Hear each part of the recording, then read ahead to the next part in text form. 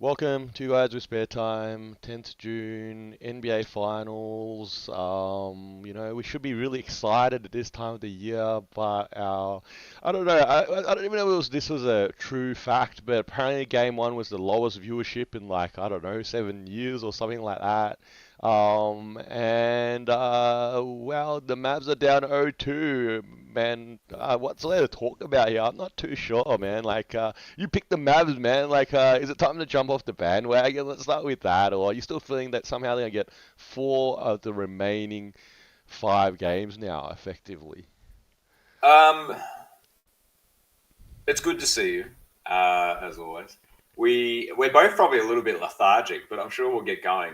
Um, yeah, look, I picked the Mavs, and I think what I'm learning about myself, at least when it comes to picking teams for a win, is don't like it's going to go the opposite way. I'm feeling like Charles Barkley right now with my guarantees.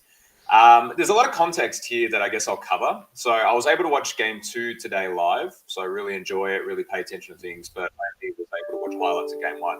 Game one, uncharacteristic in a lot of different ways. A team has 9 assists. Luka has 1 assist. They never really got it together. The steps factor was huge. Celtics did what they were supposed to do. They won at home court. That's what we'll justify it as. There's those stats going around. The team to win the first two games ends up winning like 31-5. I think all of that's really, really important because history has collected enough data for us now. We know what's going on. The Celtics are the best team in the NBA. They have been all season, right? And we're kind of seeing with the box scores, especially Drew Holiday leading the way today, Jalen Brown leading the way last game, but also pretty even spread of talent as well. Boston is a better team, right? And right now, Luka is doing what Luka needs to do. Kyrie has not performed to the expectation we'd hope for him, and everyone else hasn't shown up. We go on to game three. The thing I really want to talk about, I want some numbers from you because we were chatting. I don't know if you remember this. I need some numbers just to put it in my lottery because you Put, feel a little clairvoyant right now yep, because yep. you What? No, yep. definitely said in game two, what if Kristaps goes down? Mm. And I watched it live. He So, goes on this very awkward yep, defensive closeout on the drive yep. and gets his legs tangled, laterally twisted there. And then he goes up and back on the court 3 or 4 possessions more, and he's not moving, and he can't move very well. And he's now sitting. They've questioned him. He said the classic, I'll be out there if it kills me. But he won't. He won't because he'd be a liability. So right now, the biggest asterisk, the biggest X factor, the biggest talking point that I think people are missing is the fact that Kristaps Porzingis is both the difference maker, right? Dallas gets nothing. Dallas gets nothing while he's on the court. And when he was off for the last 4 minutes of the game, that's when they went on that run to push it to a respectable margin. If he's not playing in game three, I'd safely say that Dallas takes game three. And then depending on how long he is out for, then all of a sudden it becomes a series. And Boston will look like a different team because of that. And it's not just about the 4 minutes that he wasn't playing. It's the 48 minutes that he doesn't play in the next game if he doesn't play, right? And there might even be a tactical rest here. But what are your thoughts on the Kristaps thing? I didn't see the injury, but I did read that he's got a sore leg or something. He's getting scans. He played 23 minutes in game two. But the thing that did jump out to me in the box score, which I looked at just before, was that he was plus 12 in his 23 minutes, which was the best plus minus for the Celtics in game two. So, like you said, man, when he's on the court, he's clearly helping them build leads, and he's having a really positive effect. I think though there's a few things that we're obviously talking about now. The Mavs are down 0-2, and then there's the saying that, well, the series doesn't start until you got yeah you go on go on the road then, and then the home team gets that win, right? And that's a real fine line, right? Because the Mavs lose this game and now they're in an 0-3 hole that's never been overcome in like however many hundreds of attempts or something like that. So it's a really fine line in that sort of sense. And regardless of Porzingis' sort of injury sort of situation, I think now, and I picked the Mavs obviously, so I guess from that perspective I'm feeling okay. But I did say that I would have been very happy, and I personally feel like I would like the Mavs to win. Okay, but I did pick the Celtics. That the fact that they're up 2-0, they protected home court. Whether he's healthy or not, I don't think that's too important. Probably more importantly is that you know Drew Holiday's balling out of his mind. Derek White has, played at an all-star level that, he was, sort of a fringe all-star contention for all season. And Tatum hasn't even shown up yet, right? And they're up 2-0, right? Tatum right now is, not even mentioned in any of the headlines, and he's not shooting that well. He's grabbing rebounds, but he's not scoring that much, and so on and so forth. I think the Mavs have some issues here, which maybe they just simply do not have the personnel to overcome, which is in part why I didn't pick them. I don't know, like how does Kyrie bust out of this funk? Like he's got to deal with two, all defensive team guards handing him the whole game. I don't know what other guard on the, or what other player even on the Mavs bench is capable of standing up in this sort of situation. I don't know. I don't know. It just sounds like they don't have the answers here, which then leads to this thought here. I'm going to throw you back one, man. If Luka loses this one and the Mavs lose this series, which now the odds are starting to get stacked against them, yeah, they got to grab game three. Yeah, that's it. They got to grab game three. Is this now an asterisk? Like, the Mavs were the underdog. Luka was young. Oh, I don't know. Like, didn't we hear this when LeBron faced the Spurs? Like, they were ahead of schedule, and he was like, that's all right. He'll be there again, and it's not his fault. Their team was not as good. I don't know, man. What do you think? That's ridiculous. It's This is the thing. We talked about this with the whole like perfection tangent. If Luka gets a blemish on his record, it's no longer perfect, and that's just how it goes. And it's unfortunate because Luka is doing his part. But He is this seems an playing. underdog. There's the excuse. That's the headlines. Don't. It's not. I think obviously the Celtics is incredibly well rounded, right? Everyone's talking about the Chris Kristaps X factor, but I mean Derek White and Drew Holiday have a strong claim as well as being really good acquisitions in the last two seasons that have kind of helped bolster this. I think you need to wait till game three. I know that sounds like, game three is a must win, right? I think we often don't talk about that. We always talk about when you're down 0-3, it's over. And then it's teams trying to find a way to keep the series going. 0-2 is, when you have to win. And Dallas goes home. They potentially have a Kristaps injury on the thing. The role players should play better. And Kyrie will not have this weird funk from stomping on Lucky's head all those years ago. So, there's a lot of things that go into play here. I think when you look at Boston, I don't know if it's a tangent. Like, how much more do you want to talk about the actual series? Like, Luka's great. Kyrie needs to play better. Like, do you want to go on some narrative tangents with me, or I you don't want? know. You got some conspiracy theories. I feel like that's where I you're don't going. know. What? I've got to get this. I got a new camera, by the way. I'm sure anyone who actually watches us regularly would know that because they can actually see you, detail on my face. you also But sound I'm trying. totally different as well. Like you I sound like just. a. I've got a Yeah. microphone as You well. gotta hold it to your mouth. That's what I told you before. Like. Maybe I'll just do this, and then I can move around a little bit. We're learning on the job. So I actually pulled it up because I was really, really curious about this. So I pulled up the NBA Finals betting odds, at least locally. I don't know what they are internationally here. Based off two games in the series, because this data is now, up to date. Who do you think has the best chance of winning the Finals MVP, according to Sportsbet? Not plugging them, by the way. Drew Holiday. Jason Tatum at $2.20. $2.10. And then who do you think second? Luka. Nope. Jaylen Brown at 288. And then Luka ends up being at 7. Sure. Drew Holiday at 8. And then it's a very distant everybody else. Now, I've got a question for you here. Do you think at this point, do you think Jason Tatum or Jaylen Brown, if the series ended today, based off the last two games that we just watched, do you think that either of them deserve the Finals MVP? Look, Jaylen Brown, I think, had a solid game one.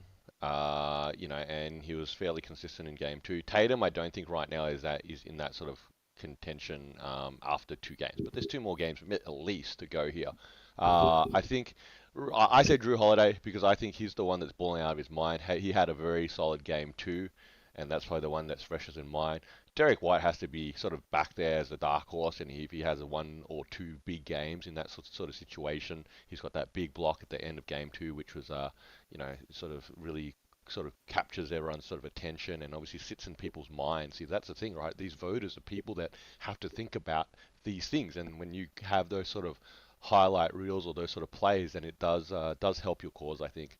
So I think I would probably say, Drew Holiday and Derek White definitely got to be front runners right now. But man, I think these odds are like, Tatum is the superstar. He is, well, arguably, I guess, the superstar, the best player on their team. He's still got two more games, maybe three or four even still to go. That he's going to go out there and have some big games, and then therefore he still has that best odds. I think that's the reality. I don't know, man. I just think it's really interesting. We're looking at a team. So I was starting to make some comparisons in my head, which a lot of crazy things go on in there. So this will be exciting for you. But do you feel like this is very Detroit 2004 vibes, Mm-mm. where it's a team that is legitimately good? And I understand that there's some legitimate star power on this team. Obviously, the Detroit team had their own respective star power in different phases of their careers. But right now, we're looking at a team where it wouldn't shock me if Drew Holiday actually won Finals MVP, right? And it's not an Andre Iguodala situation. It's actually he was leading scorer today, and he's doing defensive jobs over their two best players and keeping them on ball percentages at different points. Derek White could make a case if he can have a big scoring game. But Jaylen Brown and Jason Tatum right now are just chipping away at their stat lines on a bit of a decrease. So if they average 28, they're only getting about 20 in the game, right? And of really bad efficiency, right? Jaylen Brown better than Jason Tatum, but again, not doing too much. The Kristaps X factor, especially in game one, you'd make the case and say he was player of the game, right? I know Jaylen Brown gets that nod, but it's about impact, right? And I think that's the thing with the Celtics team. This is probably a more talented version of Detroit 2004, where there isn't a star carrying them like you're seeing with Dallas and Luka. It's just the fact that this team can play really bad, shoot really bad, have lapses, have gaps, have these runs, and then they just win. And that's what they've done all season. And perhaps this is going to be a really boring final series if Luka and Kyrie can't figure it out quickly because they're just a really good team. Well, the NBA season could be over in a week, yeah, and now we're talking about next season and the draft and everything that's off season. That's the reality, whether we like that or not. I think you actually read my mind. When I looked at the box score of Game Two, Detroit Pistons definitely jumped in my mind. I think this Celtics team, and we've seen it all season long. They're deep across the board, and maybe Tatum just doesn't have that, whatever you want to call it, MJ, Kobe, I don't know, Allen Iverson, that sort of gene that sort of goes out there and just wants Who? to Hold kill, on. sort of kill you in that sort of situation. So, and he's clearly talented and probably the most talented player on the team, but he's not essentially the sort of personality to go out there and dominate a game, especially from a scoring perspective. So, yeah, man, it could go any way. I think this sort of NBA MVP award, sorry, this Finals MVP award could go any way right now. Could go, to multiple Celtics, assuming they do get this job done. And that said, I guess right now, if you tell me right now I had to make one pick, I would have to say Drew Holiday, right? After two games, and clearly there's more games to be played here. And I was reading this article here that apparently 100 out of 100 times the Bucks trade Drew Holiday for Dame Lillard. And there would be some level of clearly irony if Drew Holiday does win the NBA Finals MVP here and his second ring after everything that sort of transpired and snowballed in that sort of sense. Because when obviously Dame got traded for Drew Holiday ended up in Portland. No one would have guessed that he would have been in a Celtics uniform, least of all the Bucks. But now, if you looked at this whole freaking picture now, this crystal ball now to the end of the NBA season and the finals is said and done, surely now you say you don't pull the trigger on this trade. I don't know, man. I don't know. What do you think? Do you still pull it 100 out of 100 times? It's pretty funny that the Damian Lillard trade probably still was the most impactful trade for the NBA season, right? When you think about a season that moved Harden to the Clippers, obviously Dallas with their midseason acquisitions to get them here. Players have still moved. Brad Beal to the Phoenix Suns. Drew Holiday kind of just ending up in Boston's lap by getting rid of Malcolm Brogdon and Rob Williams, two players that are decent, but they were always injured and weren't able to have a prominent role on the previous playoff runs. Yeah, look, Boston, Brad Stevens is legitimately the new Danny Ainge. And then you would make a case and say, is it the Boston job? Like, is it the Boston GM job that just makes people really good GMs? I'm not too sure what it is. But they're poised, right? And the Kristaps gamble, because that's what it's looking like right now. Like, all right, Kristaps doesn't play the rest of the series. Let's pretend that that's a hypothetical. Then we're talking about a, you know, 5 game series in which Boston has to win 2 games, right? Like they only have to win 2 more games. That's very achievable with this squad, even without Kristaps. So they've positioned themselves really well, and they've pumped money into these players. Obviously, their role player Sam Howes has come out of nowhere as well. Like I just think Boston's quite well constructed, and that's the thing. I think you know when we talk about Jason Tatum, I think after this series, even if it look, unless he's about to pop off for 50 points every single game moving forward, I think we're going to have a conversation about Jason Tatum saying he's a good player. But you know what? Just guess what? Jason Tatum isn't gonna care because he's going to be an NBA champion, Yeah, and and he makes crazy plays. And who are we? Yeah, and that's it. And look, clearly there's going to be a lot of critics out there that whatever he may not have won the NBA Finals MVP, just like Steph Curry didn't win it until his last ring in that sort of sense. And it's an asterisk, but I don't think the players cared that much in that sort of sense. Because the ring is the one that they're all chasing, right? And that's the one that's much more important. And when you have a team so deep, I don't know, man. I don't know about when you were playing back in the day. It's like, actually, I messaged my friend recently, and I was like, "Oh, we won a game, and I only had to score like 6 points. That's a win. To me, that's a win, right? Like, back in the day, I was like, oh, I got to probably get a whole bunch of buckets, and then that felt like how it used to be. But it's that trade-off because sometimes you do end up on these teams if you think back as a player yourself back in the day, and you're like, oh my God, this is great. Everyone around me can play, but now you realize, well, you're probably not going to get 20 a game.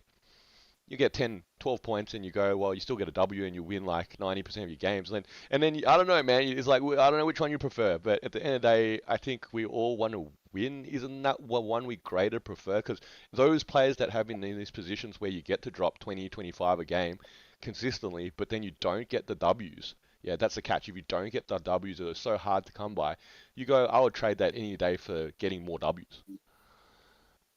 yeah. Look, I think you're reminding me of myself. So I played on some teams where I was there to score 25, 30, and only win 5 out of 20 games. And then I would also play on other teams and only really have 10 to 15 and play a role a little bit more. I think it's the difference between, maturity and ego, right? And not everyone's built to be the carrier. And I think that's what we're kind of learning about Jason Tatum. And then it probably opens up a nicer conversation as well of like, what are we actually playing for? Right? When we talk about the GOAT conversation or the all-time greats, you know, that conversation's limited to like 15 guys, right? And when you talk about what makes someone great, we talk about championships or we talk about individual stats. And Jason Tatum may end up with both. And then we're going to hold him down a peg because, oh, he wasn't a killer or he didn't do this or his record would say that. But he'll be in the conversation if he ends up getting 4 or 5 with the squad and has pretty good career stats, right? Like we'd talk about Jason Tatum and say, where does he rank in your top 50 or top 10 or top 20?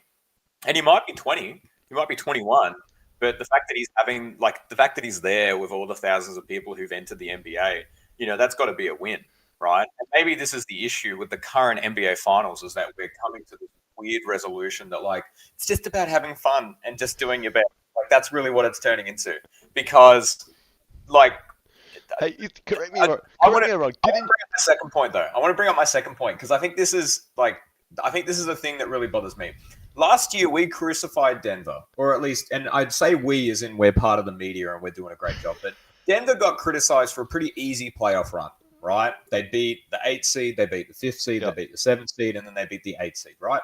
And they didn't really play anybody of substance, and they just kind of rolled to the finals. If Dallas is clearly their hardest opponent, right, on paper, but then you'd make a case and say, well, Indiana actually pushed them to the brink, even though they got beat 4-0, the games were closer. They were actually leading a lot more in those games as well, and Boston had to really deal with that. Is this an easier championship run than last season? Like 3 in a row Dude, with injuries? and this feels like the time where I go, where's our stats guy? And he can give us some level of, the win shares and the, warp and all these, advanced metrics of the opponents and whether, to answer your question, whether this potentially could be the easiest path to an NBA championship if the Celtics get this job done in the next handful of games in that sort of sense. So we don't have the stat guy. We don't have the stat guy, but maybe this is my take here. Okay, maybe we're just now a society where we just make up every freaking excuse to discredit things and achievements. Um, because that's what we do. I don't know, man. Like, it's like, oh man, you went to the moon, but today the moon was a bit closer than 10 years ago. So what sort of achievement is that, man? Like, and oh, what, you won $1 million, but what, that other guy won 2 million. Like, what's the point? I think that's the thing, So hey, you won the NBA championship, but last season they won it in the harder path, so your championship's not as good. Which I'm giving some level of sarcastic irony and sort of hypothetical scenarios clearly here, but I actually had a recent one. I'll tell you, this is a recent one. Okay, I obviously was coaching here in Singapore, and my under 18s team, my older group here, they're like a D3 team. Okay, they're a D3 team, and let's be clear, they're a D3. They're not D1. I get it. Okay, no one's pretending they're D1. Okay, and we won the championship in the D3 competition. And then some of the players said to me, "Oh, it's just D3." And then they're like, this is worthless. Yeah. And I was like, I felt this is that same society standard here where we discredit things even though we achieve them because we think something else is always better. And I'm not necessarily a fan of this. I don't agree with this at all. Absolutely not. Okay. And I think that's a part where asterisks. I've never spoken about like the Lakers ring as an asterisk ring. Okay, just because of the bubble. Okay, I understand what people are saying, and we probably talked about it, but I do not believe anywhere I've ever subscribed or on record said that I think that's necessarily a bubble ring because of whatever happened. It happened because it happened. The whole world happened what happened in 2020. That's the reality, okay? So whatever happened, happened, and they had to win a ring in those circumstances. Was it harder, easier, or not? Who knows, okay? That's the point.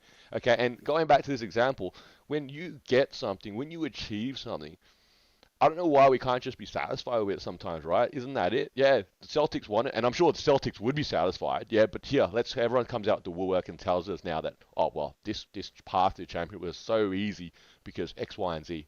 Man, I think that's sort of where we're at. We don't have the stat guy to give us the stats to back that up, but regardless, even if that's the case, man, to me, what does that matter, man? I don't know. I think look, thief is what is it? Comparison is a thief of joy. That is the saying that we're kind of referencing here a little bit, is that when you start comparing titles or accolades or achievements, that's where you can take a lot of joy out of yourself. When we talk about being number one, I've actually talked about this in my field of work. Like I've often said, this pressure to be number one in something, if we're talking worldwide, there is only one person and it's probably not you. And are you just going to give up or not engage in something anymore because you're not that number one person? It's just not a sensible way to do it. For Boston, as much as you would like to discredit it, it is an easy run, but they didn't injure the players that were injured in the Eastern Conference, run. That's just who they would have. How can we justify that this is an easy run? Let's say the Celtics win this ring, and let's say they don't win another ring. Okay, and now we say that right now we're saying this is an easy run. Okay, and in 15 years' time, Luka has 7 rings. Yeah, and he goes 7-1 over the next 15 years and the rest of his career. Okay, and the Celtics was the only team that beat Luka. How was this an easy run? Yeah, see, these are the things that you can never know until you look at the bigger picture, and then there's still a whole level of context that you just can't. This is again that comparison where in NBA standards we're always comparing like different eras. Yeah, like well, MJ wouldn't have been great because he couldn't shoot a 3. Yeah, but guess what? No one shot 3s. What's the point? Like I mean, that's where people would miss the point in some of these conversations, and we can never compare them because that's like saying, oh well, my car goes faster than your horse and buggy. Well, no shit. Yeah, look, I think the other thing as well is that Boston has played the teams that they were supposed to play, as in this is what the fixture dictated and this is what the matchups dictated. They won their games, right? And if we look back on this season, we say, oh, that was the easiest NBA championship run of all time. I guess the easiest counter, right, for them or for anyone is, well, why didn't anyone else do it? They do this, right? They do this, right? That's the easiest. Well, yeah, you do that though, because I guess the thing is when you reference the D3 championship, right? And yeah, all right, it is just D3 and blah blah blah. Well, there are all the teams in that comp that did not achieve what you achieved, right? And so if it's so easy, then why didn't everyone else do it too? And it's like, well, ultimately, especially in sports, there only is one person standing at the end or one team standing at the end. And that's the thing. You've got to be that team. That's the goal every season. If you're playing at your high school team and you win whatever it is, you finish first, you win the championship, be happy with that. And if you're playing at the NBA level and you win the championship, be happy with that. I think that's the point here where we ourselves, because there's a greater society, I think that's a reality here. Yeah, and this is one of the ones where we've gone now into a tangent, and this is where I sometimes I go right in the tangent where it's really that this is where everyone else judges us, so therefore we set ourselves this own self perspective on what is value to us. We lose sight of what actually, oh, well, this is cool. I won it. I worked hard all season. I won this D1, D2, D3, D50, whatever it is. I still won it. Okay, and if I want something more, cool. All right, next season, let's work to win a D2 one. Let's work to win a D1 one. But right now, in the last 6 months, I achieved by winning a D3 one because that's where I ended up this season. Because whatever, that's my age level, or that's where my team is. So be it. Okay, but we now set ourselves this expectation, like you said, man. So what? So next season we win a D1 in this under 18s level, but then we go, well, it's only under 18s, it's not under 21, so this one's not valuable. At what point do we then go, well, actually, that's not bad. Pat ourselves on the back. I'm going to enjoy this. Yeah, that's okay. It's still an achievement. I'm happy with it. I'm okay with it. But even the debate about like players not being able to survive in different eras, right? Now we're punishing people for not being born earlier, right? Like that's the thing. Like that's sometimes how ridiculous it can get. Ultimately, you can only run the race that you're in at the time that you're in it. And Boston right now has run that race really well. And maybe they are statistically or they're based off their opponent's strength, the easiest championship run of all time. But the thing is, it could have been another team taking that run. And then maybe would have treated it differently. Because let's pretend that Indiana did beat Boston.